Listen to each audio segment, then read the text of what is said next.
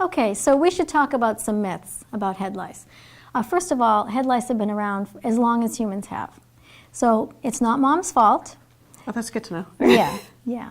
And also, the house isn't at fault either. Head lice don't survive on objects that aren't the human head. Again, are you telling me that if my kids get lice, I don't have to start vacuuming and putting all their stuffed animals in plastic bags and changing their sheets and washing everything and vacuuming the sofas and... No, no. And, you know, not too long ago, that's what people were being recommended to do. Yeah, that's what I've been told. Exactly. But the reality is, over time, we've gotten confused between head lice and body lice. Body lice can survive off the human body, but head lice can't survive off the head. Okay? And if they're not on the head, they're not very happy. They're very used to that 99-degree environment on the human head, and when they're not there, they're both not eating and they're freezing. So the reality is that's not where they are. And if you concentrate on ground zero, which is the child's head, then that will handle your problems just fine. So the first thing you should do is not go around starting to clean and vacuum and do it. No, I mean, it's nice to have a clean house. It is. But not because of head lice. Right. Not because of head lice. No, that's not going to help you at all. But you're saying the first thing is you focus on your child's on the head. Absolutely, absolutely. And we do sometimes see that siblings may spread head lice to their other sibling just because they cuddle with each other and that kind of thing.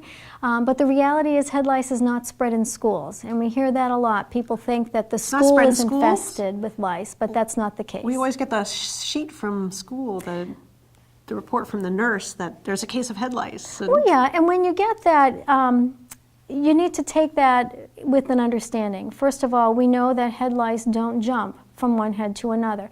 There has to be direct contact. And frequently what happens is in your child's class, when you get that letter, your child's in that classroom, but so is the playmate they just had a sleepover with, or the Girl Scout troop that just cuddled together roasting marshmallows. I mean, those kind of things happen outside of school. But their desks are separated. They never do an activity where they're required to hold their head against another child's head. And that's where it's spread. And if you think about, again, the whole two-forest idea, it takes time for a monkey holding onto this tree to figure out it can go over to that tree. And if the forests intermingle and they have time, they can walk over and then the forests separate. But you need that time. It's not just whoop. That's not how it happens. So what are some other good myths? So another myth is that the pesticide shampoos are going to help. Yeah, so they have all those products out there, like millions of lice products, and I don't know, should I be buying those? Or I don't like chemicals in my kid's head. Right, and the reality is years ago when those chemical shampoos came out, they actually worked very well. But over time, similar to bacteria that have developed resistance to antibiotics, head lice are developing resistance to these chemicals. So it actually doesn't kill them anymore. And so what parents are doing is they're leaving on longer than suggested, or using one product after another and exposing their child to chemicals that can hurt their brain if they stay on too long. What about some of the natural oils and like rosemary oil, or there's some other oils that I'd heard that help prevent lice? That's right. There are studies that point to those botanical oils like tea tree, peppermint, those rosemary, those kind of oils that have like a deterrent effect. And those are okay to use. They're in some products that you can buy. The reality is, though, a hungry louse will go there, even if they're on the head. So if you use those products, you have to understand that it's not going to be 100%. So then if your child has a play date with someone that might have lice, might have had lice, you should go through and detect it anyway. Using those products is not going to prevent your child from necessarily getting. Exactly, but you can be proactive with a simple good metal comb and some white conditioner. And that's the beauty of it, because it won't harm your child at all. And even if you comb through your child's head once a month, okay, we know the life cycle of a louse is about 30 to 35 days.